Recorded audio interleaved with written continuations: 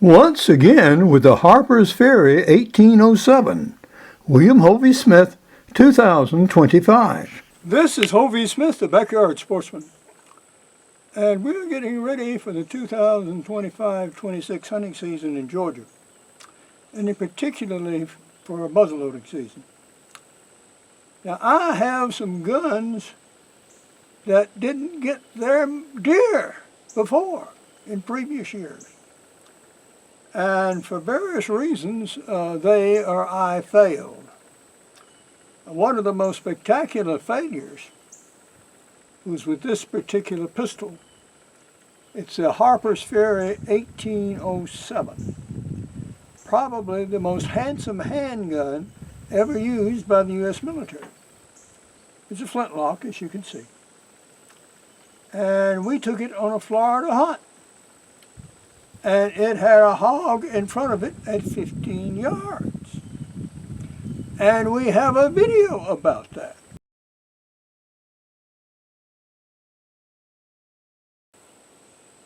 And it's titled, Harper's Ferry 1807 Sets the World on Fire. And you can look at it and it's a good tale. Basically, I was using a saboted bullet, and the bullet fell from the bore. And when the gun fired, it projected its wad and cream of wheat and burning powder, and there were dry palmetto fronds in front of it, and it started to fire in those palmetto fronds and left a singed area on that hog that was about 6 inches in diameter, as I recall. I did later see the hog, actually, and it was fine. And we did get the fire stomped out. So, gun has yet to get its deer. So we're taking it out this year. It's loaded, it's cocked. What we are using this year are 58 caliber saboted bullets, which are, of course, nominally the right diameter and should fit the bore, but they do not. They are too loose. So consequently, I'm having to improvise a wad to go between the sabot itself and the rifling. And I'll be using later a patched, lubricated paper wad. Now, paper wads were used in black powder guns, well, since the 1850s probably. And so that's no big deal.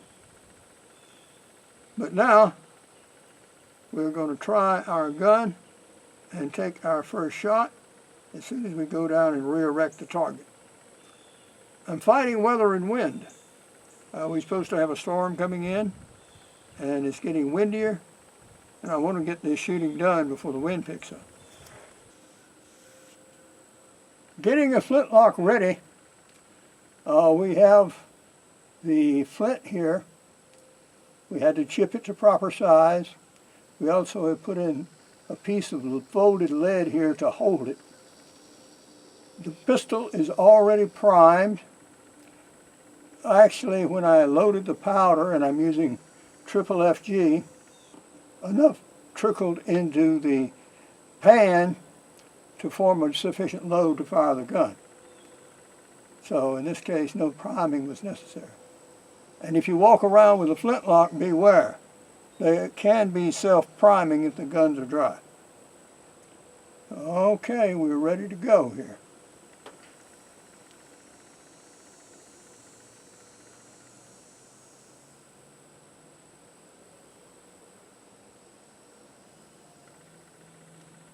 I'm going to use a rest.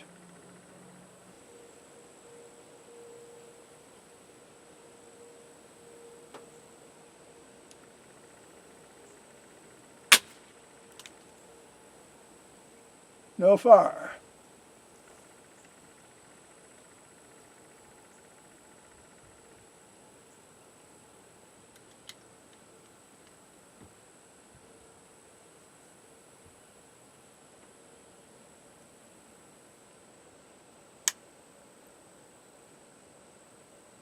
flint may be a little too long.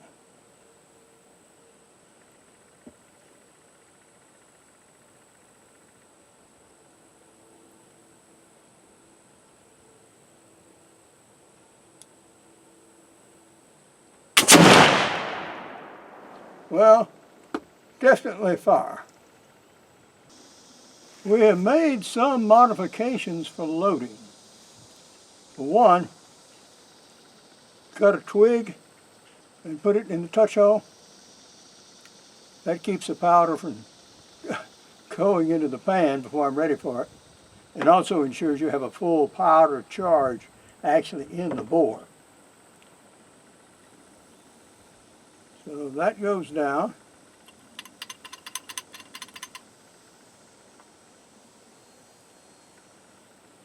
We've taken typing paper and we have lubricated it liberally with boar butter and put it around the bottom of the sabot and pushed it up in there. And so now we'll see if it will seat well. We'll check with this ramrod just to make sure.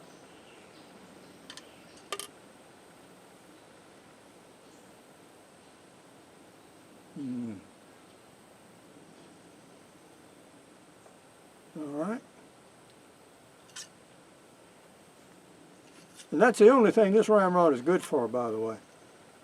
Don't use it to try to load the pistol or you'll soon break it.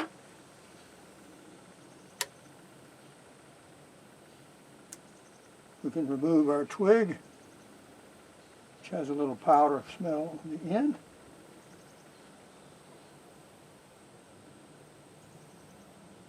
I have cute little priming flask, but none with me at the moment.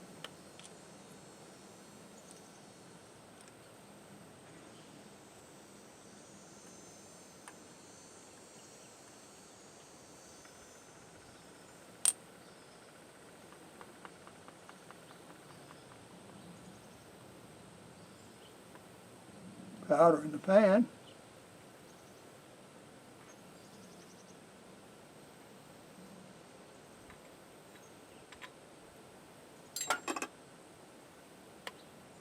Close.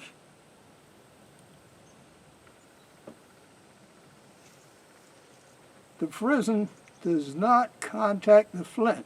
It's very close, but it's not quite there. Cock. Now we're full cock. We're ready to try again.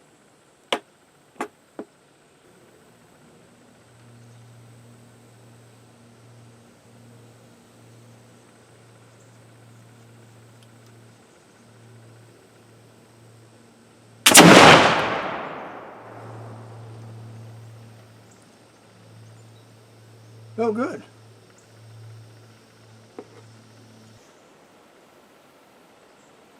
We're about to shoot again. Now, we made some significant changes. One, we had cut and tried to fit too much paper on that patch. So we trimmed the paper down so it just lapped. I did seat it with my mallet just to get it to the muzzle, and then we were able to push it down with the short starter and then use the longer ramrod to finish seating it. Now concerning the paper patching, I recovered it and it is not burned or even singed. But never put newsprint down a bore, even of a muzzleloading shotgun, because that will ignite and it will burn. But the lubricated typing paper, no, that did just fine. Now I'll show it to you in a little bit. So now we try shot number 3. Now I'm going to aim a little higher on the target because it seems to be shooting low.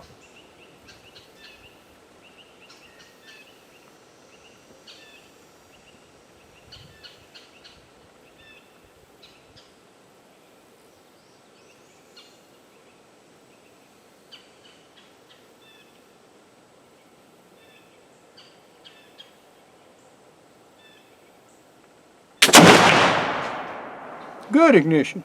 Like that. This is the preliminary cover of my new novel, Petrov's Escape, that will be out in approximately a month. Now we're going to do one small change to this, but otherwise, yeah, it's looking pretty good like it is. I was aiming higher and I hit higher. I'm still not into the white yet, but we're just above it. And so far as left and right are concerned, yeah, I can't hold any closer than that. That's less than half an inch. So, yeah, the gun will shoot. Told you I was going to show you what was happening to the paper patching. Well, here it is. These are two different patches. And as you see, there's no burning on either one of them. So, if ever you use a paper patch, yeah, you have to make sure it's well lubricated. Well, this will be the saboted bullet without the paper patching. It started with the paper patching, but I'd cut the patching too short, and the bullet pushed through it. And I left the patching in the bore, so I removed the patching, and so we now have the sabot directly against the powder. Well, the flint was also a little bit loose, so that did not help any.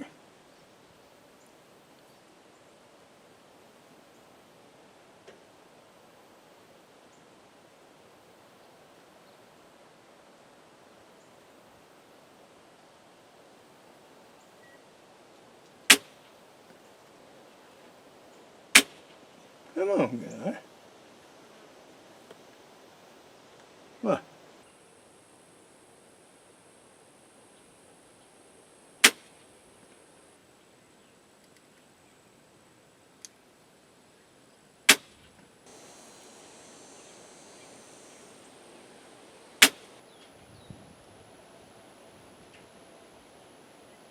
Okay, we have fitted a new flint.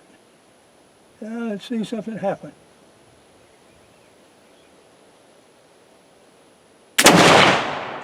That's what it's supposed to do. That is a hole that is almost as near dead center as I could draw. And all of them are very evenly spaced, left and right. Yeah, at 20 yards, that thing can kill deer. Here's a closer look at the target. The irregular penetration is from a piece of concrete block that was hit lower down on the target and bounced through the target, I believe. If there's a bullet in there, I don't know one way or another. But so far as the other three are concerned, there is really excellent lineup left and right. Almost right on the same line. And that is excellent. That tells me that if I shoot a deer or shoot at a deer out there 20 yards, 25 yards, 30 yards or so, I don't have to worry about left and right drift as long as I hold well. All I have to be concerned with is the elevation. And I now have an idea of where to put the front sight. Yes, I have to aim a bit high in order to center the target. But yeah, 35 yards or so, anything closer than that, yeah, I'll try for a deer with that gun. Would I stretch it to 50 yards? No. Would I stretch it to 100 yards? Not a chance in the world. But 35 yards and closer, yeah, that thing can get a deer. For now, this is Hovey Smith, reminding you to hunt what you eat and eat what you hunt. Be legal, be ethical, be safe. Goodbye, God bless, and see you next time.